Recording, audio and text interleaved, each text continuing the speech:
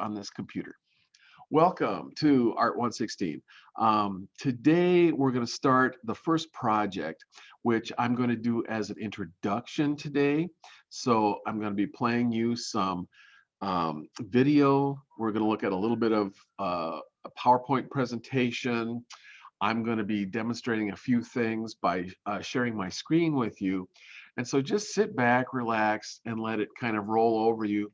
Although it's going to be a lot like drinking from a fire hose today. So we are 2 weeks away from the Martin Luther King holiday on the 18th of January this month. It always comes on the second Monday of the month.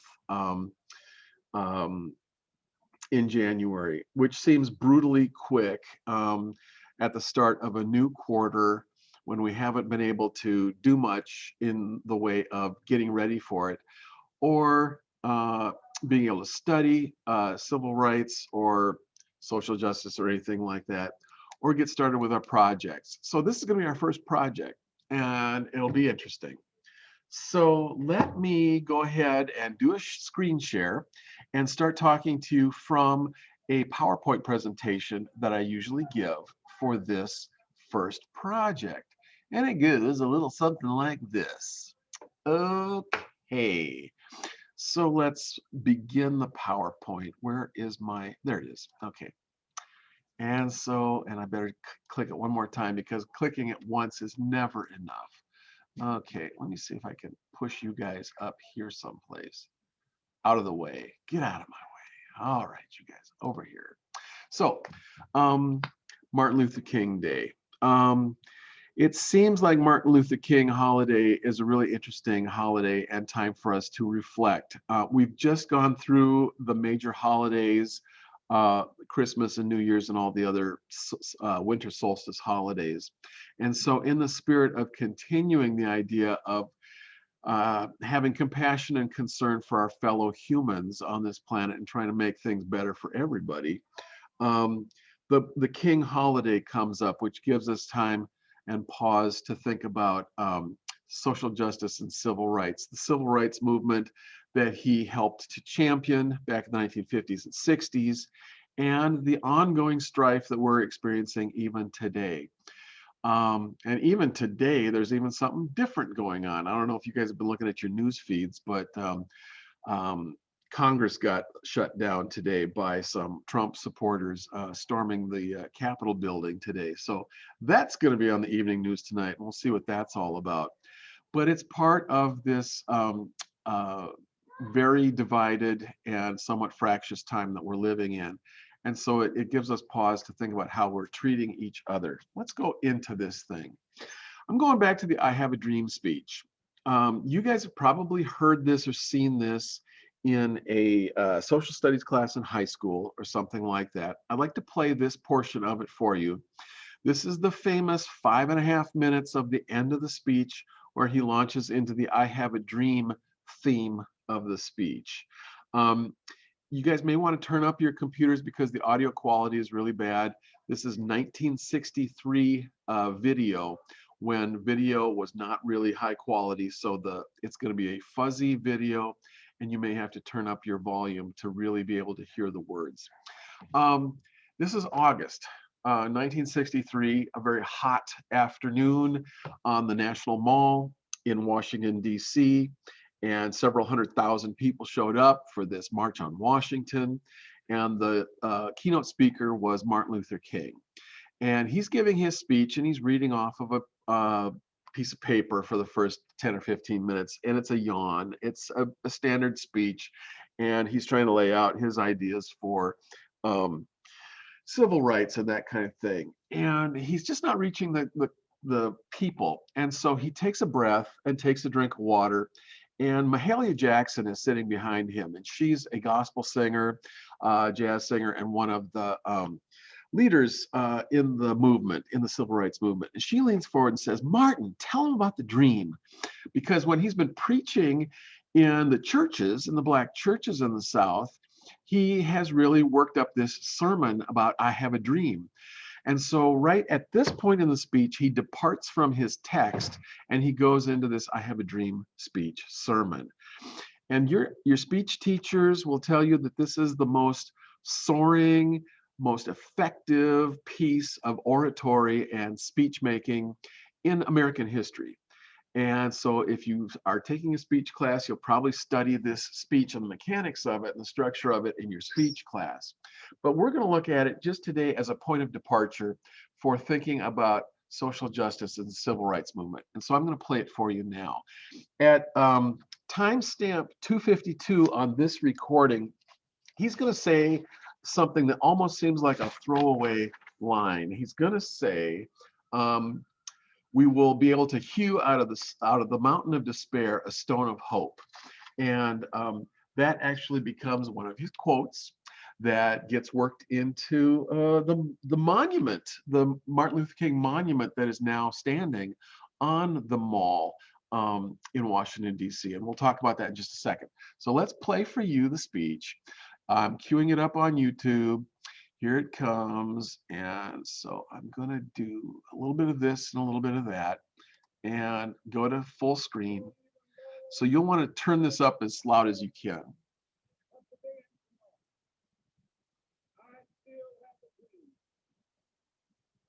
It is a dream deeply rooted in the American dream. I have a dream that one day this nation will live out the true meaning of its creed. We hold these truths to be self-evident that all men are created equal.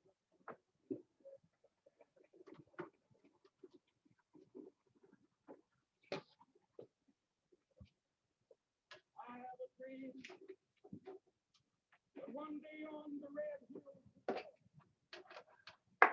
the former slaves and the sons of former slaves will they be able to sit down together at the table of brotherhood. I have a dream that one day even the state of Mississippi, a state sweltering with the people in justice, sweltering with the heat of oppression, be transformed into an oasis of freedom and justice. I have a dream that my poor little children one day live in a nation where they will not be judged by the color of their skin, but by the content of their character. I have a dream today.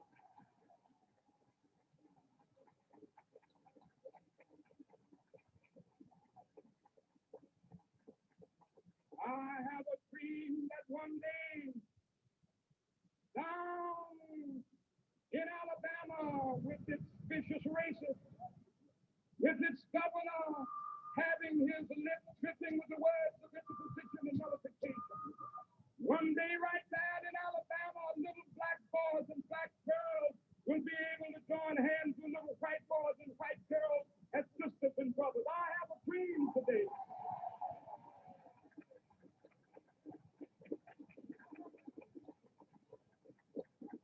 I have a dream that one day every valley shall be exalted. Every hill and mountain shall be made low, the rough places will be made plain, and the crooked places will be made straight, and the glory of the Lord shall be revealed, and all flesh shall see it together. This is our hope. This is the faith that I go back to the South with. With this faith, we will be able to hew out of the mountain of despair a stone of hope. With this faith, we will be able to transform the jangling discords of our nation into a beautiful symphony of brotherhood. With this faith, we will be able to work together, to pray together, to struggle together, to go to jail together, to stand up for freedom together, knowing that we will be free one day.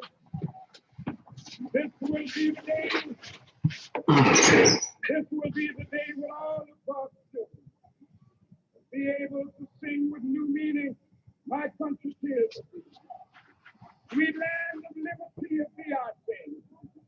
Land where my fathers died, land of the pilgrim's pride. From every mountainside, let freedom ring, and if America is to be a great nation, this must become true. So let freedom ring. from the prodigious hilltops of New Hampshire. Let freedom reign from the mighty mountains of New York. Let freedom reign from the heightening Alleghenies of Pennsylvania. Let freedom reign from the snow-capped Rockies of Colorado. Let freedom reign from the curvaceous slopes of California. But not only that, let freedom reign from Stone Mountain of Georgia. Let freedom reign from Lookout Mountain of Tennessee. Let freedom reign from every hill and molehill of Mississippi, from every mountainside. Let freedom reign, and when this happens, when we allow freedom reign, when we let it reign from every village and every hamlet, from every state and every city, we will be able to speed up that day when all of us children, black men and white men, Jews and Gentiles, Protestants and Catholics, will be able to join hands and sing in the words of the old Negro spirit. Free at last, free at last. Thank God Almighty, we are free at last. Okay, so that was that. And let's see, how do I get out of here? I have to do something to get out of here. I guess I'll just click on that. Okay, so we went over to YouTube to look at that. And can you guys still hear me? Pretty good? Okay, fantastic. All right. So the I Have a Dream speech, I've been teaching this thing on and off, for 20 years. And I guess it's because I deal with it every year. It sends a chill down my spine. My heart is open to the message. And I don't know how you guys feel looking at this as kind of a historic document. I was born in 1961, so I was 2 years old when this was going on. And so I've lived my life through the civil rights movement and its aftermath and what we're going through today. So, this is a big deal for me, and it may not be something that you have nearly as much experience with or feeling for. But in the last several years, we've been dealing with more and more civil rights and social justice issues, which we're going to get to in a minute. Here's the next slide. So he said, hewn out of a mountain of despair, a stone of hope. That was kind of like a throwaway line in the speech. But the artist that came up with this memorial that has now been installed on the National Mall was inspired by that piece of it. So the mountain of despair is in the background, and it's all made out of granite, and it's got this big chunk missing out of it. And this big chunk that's missing out of it that has rolled forward and is over here has the portrait of Martin Luther King Jr. carved in the front of it. And they're using all kinds of symbolism for this portrait of Dr. King. He's standing confidently. He's got his arms crossed across his chest in kind of a power stance, if you will. He's dressed nicely in a suit and everything like that. Really nice portrait of him. It's interesting that his fist is clenching a piece of paper, a rolled up piece of paper. Now, rolled up piece of papers, go all the way back to papyrus scrolls back in ancient Egypt, where usually very important things are written down, like the law or, very important messages. And so that could symbolize many things. It could symbolize the speech, the I Have a Dream speech that he just gave.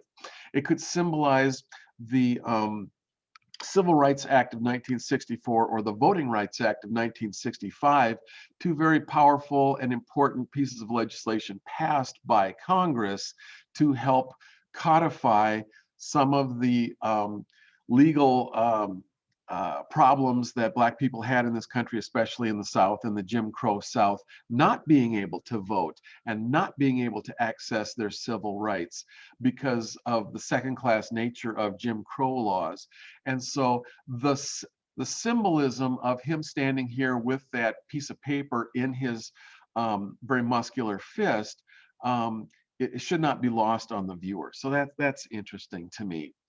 But I wanted to move forward now to talk about, gotta move you guys over again, Last words. In the last 5 or 6 years, the social justice movement has really gotten going. It's not that young Black men being killed by white police has just started in the last 5 years. It's that with social media, with everybody having a cell phone and being able to whip it out and document things going on in the street, and then being able to publicize it on social media, movements have started around um, the killing of Black unarmed people at, at the hands of usually white police officers. So back in 2015, we were dealing with these four guys right here: Michael Brown, Trayvon Martin, Eric Garner, and John Crawford. And they were either shot or choked to death by police, or a neighborhood watch volunteer who thought that he was acting with the authority of police. And these guys died in those things. So over here on the right-hand side of the screen then are these four little square things. And this is the starting point for what I wanted to talk to you guys about. This for me is graphic design, because graphic design for me is going to take an image of some kind. And in this case, there is a little hand-drawn image in the middle of each one of these squares. And so that's an image, a picture that we can look at. And then there's also some text that goes along with it. So this particular graphic designer decided to take a quote from each one of the victims of the murder and put their quote up there. And then they've got their name down below: Michael Brown, age 18, his last words, and then it's got the date, August 8th, 2014 down here, something like that. And the same thing for Trayvon Martin over here: what are you following me for? Or Eric Garner, who was selling cigarettes on Staten Island. He was selling single cigarettes on the sidewalk, and it's technically illegal. So he got jumped by police, who put a chokehold on him and brought him down to the ground, but damaged his windpipe or started a chain of events, that ultimately wound up in a heart attack. And he said, famous last words: "I can't breathe." And last words for John Crawford, same thing. It's not real. He couldn't believe it was not real. And so these are, the last words of the person as they were being killed, and then some kind of a image, a symbolic image that kind of goes with that. In the meantime, graphic artists have been dealing with these budding movements and growing movements, and trying to help to brand them by putting together graphic design to put this stuff together. So this was an early Black Lives Matter thing, hashtag Black Lives Matter, because 5 years ago we said hashtag Black Lives Matter. It was only happening on Twitter. And so as they tried to build organizations, websites, branding with imagery and stuff, we have an American flag in black and white. We've got Black Lives Matter in bold, all uppercase black letters with the hashtag, and that was an early one. Then over on the left side of the screen, we've got a red box, a red square: Black Lives Matter, period. Those of you who live your lives in social media, I never knew this, but it had to be mansplained to me by some young person, saying that periods these days in tweets and stuff are fairly significant. Tweets in text messages mean that you're mad at somebody, and something like that. So the period at the end of Black Lives Matter gives it an extra sense of gravity. Now, from a graphic design standpoint, this is red. We've got a red background here, and red has many connotations in art and design. Red is the color of passion. Red is the color of blood. Red sometimes is the color of death. And so red means danger. And so it's not an accident that they're using red as the background for this thing. The idea of Black Lives Matter in what we would call in graphic design reverse text, where it's in white letters instead of black letters, because we're used to seeing everything from a publishing standpoint, where it's black ink on white paper. And so, this looks to us like positive text from publication design and from typography and everything else. It's black on white. And so one of the things that we do in the 21st century is that we can also use reverse text. So we can put white text over the top of black background or a colored background so that it stands out in contrast and it is legible for us to read. So we've got Black Lives Matter. And this is in both upper and lower case, so that it's a little softer than Black Lives Matter, which is in all uppercase letters over here. And this was, one of the organizations that came up early, Color of Change, down here. So this is their website, their organization website down here with the Black Lives Matter kind of thing. Okay, I got to keep going or I'll never get through all this stuff. Michael Brown, one of the things that his supporters who were demonstrating every day after he was killed in 2016, they started saying, hands up, don't shoot, and they put their hands in the air, and this became symbolic for the Michael Brown shooting.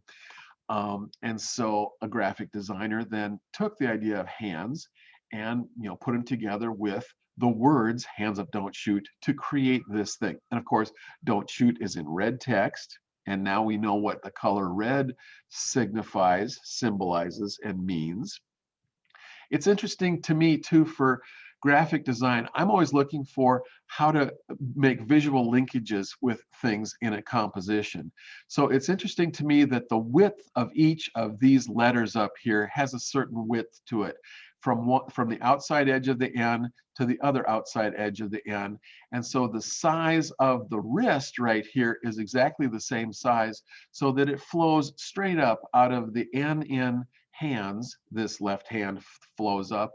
And from this edge of the U to the inside edge of the P over here, it's the same thing. And so this is a strong vertical axis for this compositional element. So there's an alignment here, and these things align and they become stronger when there's a stronger visual linkage created by the designer on purpose, so that it communicates more clearly and more succinctly and stronger than it otherwise might. Let's look at some of these from the 1970s and 80s, looking at something about Martin Luther King. This is based on a famous photograph of Martin Luther King. It was photoshopped to make it into just like three basic contrasting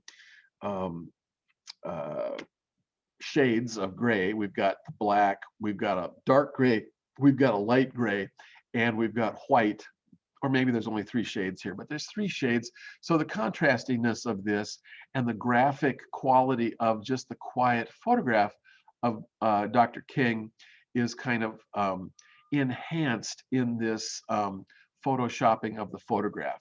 The photograph was, of course, resized and kind of recropped to create this really large space over the one shoulder. And so into this square space, the graphic designer then put the words "Let Freedom Ring." What we just heard in the I Have a Dream speech, talking about all of the mountaintops that he was going to, wanted to let freedom ring from. So here's this kind of quote that comes from the I Have a Dream speech. The graphic designer made all of the three words different sized type so that they would all take up the same line spacing, so that let and freedom and ring really fill up and create a nice square space, a nice square graphic text box that fits very nicely into this square negative space created by the side of Martin's head and the top of his shoulder. Again, this is not done by accident. This is what graphic designers do. We're looking at spaces and spatial relationships, the proportions of things, and how things align in a composition to try to make the message stronger. Stop that. Okay, for instance, whenever you're dealing with a portrait of somebody and you've got eyes at an eye level here, and these eyes happen to be looking left, and what's over here right on the same line as the eyes? The word freedom. That's not by accident. This graphic designer decided to put all of this stuff on one line. Can you guys see my pointer as I'm pointing at this stuff? Okay, so we're all on a horizontal axis in the composition here to try to make this stuff align better. Again, creating stronger visual linkages within the composition to make that work better. For me, this is a really strong, well integrated, well thought out graphic design concept. I'm going to move you guys over here so I can look at this guy. I got to go back one, back one. Okay. This is a little chunkier. It's also from about the 1980s. We've got a black and white photograph of Martin Luther King that has been sepia toned, and so that it has all of these shades of brown in it. And it's on kind of a very light brown background so that it has more of a historical quality to it. We think of the sepia tone photographs from the early 1900s, 1910, 1890s. They all kind of have this sepia tone quality to them. And then over here, we've got the text boxes. Another Martin Luther King quote: "Injustice anywhere is a threat to justice everywhere." I don't know which speech that came from, but it's a very famous Martin Luther King quote. If you're interested in Martin Luther King quotes, you can just do a Google search of Martin Luther King quotes, and it'll give you a list of them that you can choose from, so that you've got something to play with. These are in individual text boxes, and I don't think I like that, because Injustice Anywhere is broken up and it's in its own text box. Then Is a Threat to Justice, again, in its own text box, which floats, in a disjointed kind of a way from the first line and the third line. And then the word everywhere is over here. So in a way, this doesn't work quite as well as a cohesive message as the Let Freedom Ring did over in the first one. They put Martin Luther King Jr.'s signature down here, which is kind of interesting because it gives it an imprint of authority. Also, if you are a painter, you might be used to seeing painters signing their paintings in the lower right-hand corner. This has become it's become kind of something that painters do over the last 500 years or so. So that's kind of interesting. So this kind of looks like a painting and it's a graphic design, but it's just, things are kind of floating over here and they're not quite as succinct and well nailed down as they are in the first example. I got to keep going or I'll never get through all this. I'm going to move you guys over here again. Eyes on the Prize. This was an American Experience series or special that they did. Eyes on the Prize is a television program on public television. And so they must have done a series on America's civil rights years. So it must have been a several part series. Anyway, this is really interesting. We have the marchers. That would be in like the march from Selma, Alabama to Montgomery, Alabama, that ended up with Bloody Sunday. And we'll talk about that in a second. Or the marchers who did the March on Washington that culminated in the I Have a Dream speech. We have all of these marchers seen in black and white, stark silhouette. Hey, look at there's American flag there somewhere in the middle. That's really nice.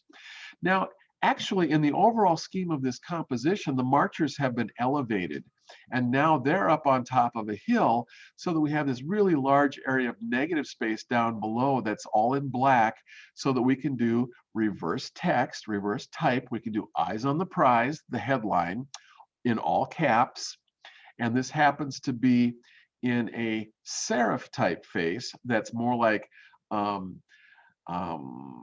New York Times, Times New Roman. This associates itself with the publishing industry and with academic and that kind of thing. All of these little serifs that begin and end every vertical and horizontal stroke on everything, that makes this a serif font. And these are a lot more traditional fonts used in the publishing industry, and they were very popular in the 18th and 19th and 20th century before modern fonts came into the picture. The subheading here, America's Civil Rights Years, is also in a serif font. I believe it's the same font, probably Times New Roman, but it's in upper and lowercase letters. So it's a little softer. It's sized just a little bit smaller. It has had a color applied to it. So now it has a light blue in it. And so it lands just a little bit more softly as the subheading than the actual headline in this piece. American Experience has stuck its own little logo right in the middle of this thing so that they're in here. But they put the marchers up on top of all of this. So the marchers have the high ground. The marchers have the moral high ground as a symbol in this thing, with eyes on the prize and all of this stuff embedded in the mountaintop. But the marchers are way up here in the upper register. They have the high ground, they have the moral high ground. That's not by accident. The graphic designer did that on purpose, trying to make a point that was subtle, that was symbolic, and that, then they didn't have to explain it because it was embedded into the image and the message. So that's really kind of cool. I don't expect you guys to be able to do things that are this clever, that graphic designers spend a whole lifetime honing their ability to use all of the embedded meaning, both in the fonts that are available for us to apply to the text boxes, and to do some of this other symbolic stuff. But let's take another look at another thing. The movie Selma came out in 2015. I got really excited about it. The song Glory was part of that soundtrack, which was kind of cool. I just wanted to take a look for a moment at the movie poster over here, because everything is centered. We've got the text, which is all justified centered up here, and it all lines up on a central vertical axis, which takes us down into the back of Martin Luther King's head. He's the leader of the movement. He's the leader of the march. Where does that put you in time and space? That puts you, the viewer, in the march itself, following Dr. King and looking at a confrontation with this phalanx of state troopers in Georgia that are about to beat your head in. Very interesting. So on the vertical axis, we have all of this stuff with Martin Luther King. On the horizontal axis, we have the state troopers. And when you think about what other shapes and what other culturally significant things there are that are a cross, a vertical axis and a horizontal axis, we have to talk about a Christian cross. So the graphic designer kind of built in the idea of Christianity and the cross, and the idea of martyrdom, and exposing yourself to danger, giving yourself up for the cause, becoming a martyr, and all of that is embedded in the symbolism of the structure just of the movie poster. Again, from a graphic design standpoint, that's brilliant design, and building in embedded meaning that isn't the first thing that you notice about this stuff. Where am I here? I can talk about just a couple other things. Today was supposed to just be an introduction. I'm going to be doing a couple of more days of demonstrations and talking about this more. So don't panic. Don't worry. This is being recorded, and you can look at this again if you want to. Okay, several years ago, Colin Kaepernick in the NFL started the kneeling protests during the national anthem, and then he got a lot of his teammates to kneel along with him during the national anthem about Black Lives Matter and police brutality, which then got a lot of pushback from the NFL and from Donald Trump and conservatives who thought that they were somehow disrespecting the national anthem and the flag and all of that kind of stuff. And so we can see how these kinds of things can become strong symbols that can then become part of the national discourse for all of these things. Sexual harassment and the Me Too movement. The following year, many women came out, many famous women came out against several very powerful men who had engaged in sexual harassment of them over the years, which culminated in some of those women being featured on Time magazine's Person of the Year issue where they became the People of the Year, and highlighting the idea of sexual harassment, which coalesced into the Me Too movement, which, hashtag Me Too. And then a lot of other people were able to chime in about their own experiences and all of that. And that has become another civil rights and social justice movement in this country that is active, that people care about. And so if you can't find any other way of relating to social justice or civil rights, here's another way possibly for people to find a way to do something with image and text that might be able to illustrate some aspect of Me Too movement too. I'm going to keep going because I got to keep going. Okay, memes. I got a problem with memes. I got a problem with you people. You guys think that memes are graphic design. Well, yeah, maybe memes are some kind of graphic design. You guys are much probably more into a world that is full of memes than I am, because I don't subscribe to social media. I don't have feeds that push me memes every day that I can look at and laugh at. I usually think of memes as a special kind of graphic design. We have a picture in the middle, and then usually the meme is set up um, as the setup line and the punchline in a joke. So the setup is what the heck is a meme, and the punchline is why am I one of them? Um, and basically, it's always in all caps with black outline around each letter. And this is the classic meme that's been done in social media for the last 5 years or so. A meme is a concept, catchphrase, or piece of media which spreads often as mimicry for humorous purposes on the internet. It often makes fun of the person that's being pictured. And I don't want us in our graphic design project, if we're going to deal with social justice or civil rights, to try to make fun of something. I'd like us to try to be serious if possible. And so I don't want you to use a meme generator or a meme maker to make your graphic design. I'm going to take us through a process where we're just going to do it in Microsoft Word so that it actually forces us to do some of the graphic design manipulations that we want to do learning this just piece of graphic design. And so what is a meme? Meme was coined by the often controversial evolutionary biologist Richard Dawkins in his 1976 book, The Selfish Gene. The Greek word meme, or from there, he derives the term meme. And it comes from the ancient Greek, meaning that which is imitated, something that is imitated, something copied. And so memes are something that's copied and kind of pushed through and promulgated through, in our case, social media to become part of the cultural landscape. Okay, so that's a meme. I think I want to kind of divorce us from memes a little bit and try to stick to things that are going to be graphic design that are not memes. And so here's a couple copies of memes.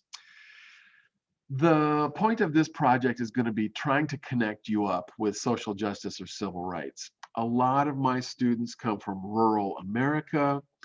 A lot of my students are white people. They don't feel like social justice or civil rights has anything to do with them. They're not connected a lot with the news or news media, or what we used to call the mainstream media, which is kind of like a centrist approach to having the same set of values and ideas and facts that we deal with as a society. Now we've become fractured, and some of you, only look at conservative media and talk radio and stuff like that. And if so, you're living in a completely different set of facts than other people in the country. Many other people get their information from newspapers, news sources that we would like to call credible news sources because they're using journalism and that kind of stuff.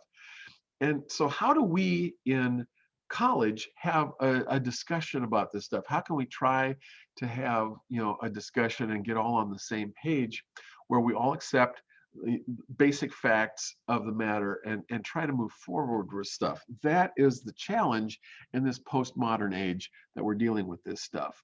So I'm going to quit there. That's a good place for me to quit. Quit there. Stop sharing. Okay. I'm back. Okay. I've been talking for 40 minutes. So what do I want to do? I want us to do something. Oh, I'm going to screen share again. I'm going to want us to do something in Microsoft Word. Where did I put all my Microsoft Word stuff? Oh, for crying out loud. It's not here anymore, but it's there. There's my Microsoft Word stuff. Is it down further? PowerPoint. I don't see it. Show all. There's one. Okay, I'm going to grab this one. Okay, so this is a Microsoft Word document. And what I've done here is create a whole bunch of stuff. So I grabbed this photograph that I'm now wiggling around. I grabbed that photograph off the internet. It was Martin Luther King. Somebody had already taken the trouble of photoshopping it to create this great big piece of negative space here. And so, it's just the photograph without the text. Then I'm going to let go of that and click on this. Then I made a text box. And as a matter of fact, I made 3 different text boxes so that I could say, Making America Great.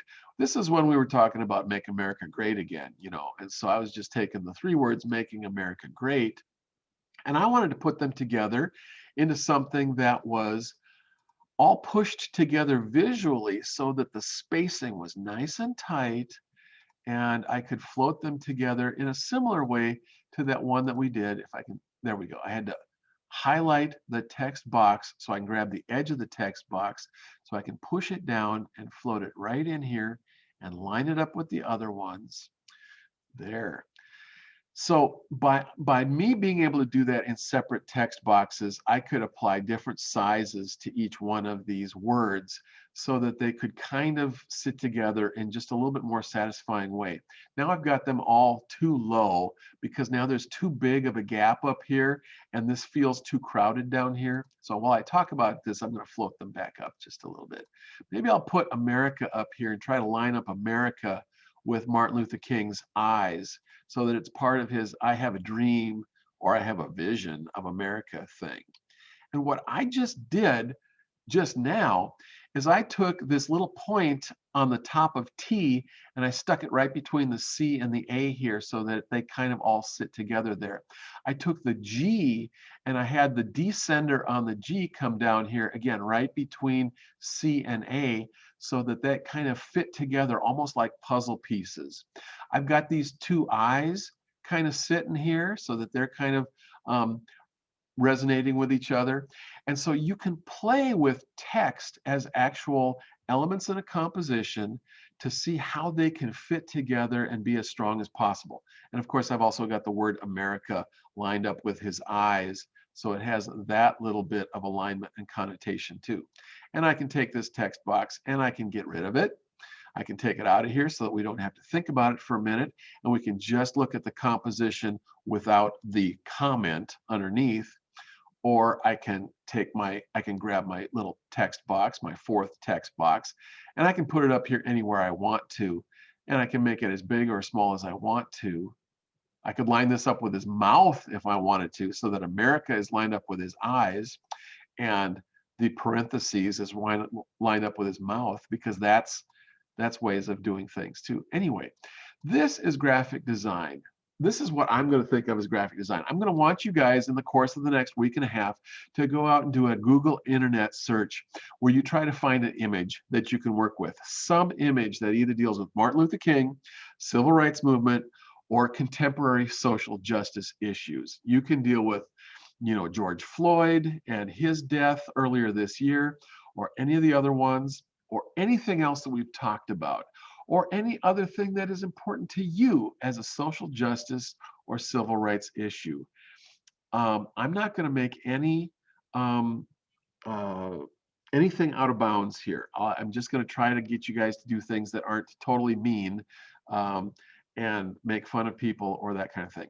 So we're going to find an image, and we're going to try to come up with some kind of text. It's either something you can create yourself, like I just did, or steal this from the Make America Great Again the MAGA hats from the 2016 campaign or something like that. Or take a quote, do a Google quote search for Martin Luther King quotes or other famous civil rights quotes, and you can mix and match quotes and images. And in fact, you can take a Martin Luther King quote and you can put it together with your favorite rap artist if you want to. And that could even work as something. We're going to talk about all the different ways of doing this. And I'm going to do them as a series of demonstrations for you to try to get comfortable with the idea of manipulating text and graphics together. If you are part of the digital design class, if you're taking the digital design degree here at the college and you already have Photoshop and the Adobe suite of software, Illustrator and all of those, you can use your much more powerful graphic design software to do this project. If you've never done graphic design before, then we are going to use Microsoft Word because that is a word processing software that actually has some graphic design capability into it. And all of my examples are going to be built in Microsoft Word. And I'm going to show you how to use Microsoft Word to do graphic design. And it'll be fun. Okay, I'm going to take a breath and entertain any questions or comments that you guys might have right here at the end. And otherwise, we're going to wrap it up for today. This has been recorded, and I'm going to post this so that you can look at this recording again if you'd like to. And otherwise, we're going to continue this on Friday afternoon with another demonstration. So does anybody have any questions or comments? And there's no such thing as a dumb question. And I'm happy to answer any questions to try to make you feel better and make you not panic like, oh my God, he expects us to be great graphic designers, because I don't expect that. Go ahead and unmute your mic if you get a question or a comment. I'll be able to see it in the participants list and we'll be able to have a dialogue. But I will walk us through. Oh, Skylar, what's up? So I know that you were saying to look up pictures, and then you mentioned if we have the suites, we can use the suites. I was wondering if I could, instead of looking up a picture, if I could use like one of my art pieces, like one of my drawings. Okay. Yes, you can use one of your original artworks. You can use a selfie of yourself. You can create a piece for this, or you can use a piece that you've already created. That would be fine. That would be fantastic. I would enjoy that quite a bit. Thank you. Excellent question. Good question. Okay, so as you can see, some of us have more background with art. Some of us got shoved into this class because your advisor thought this was going to be an easy class for you to take because it was an art class.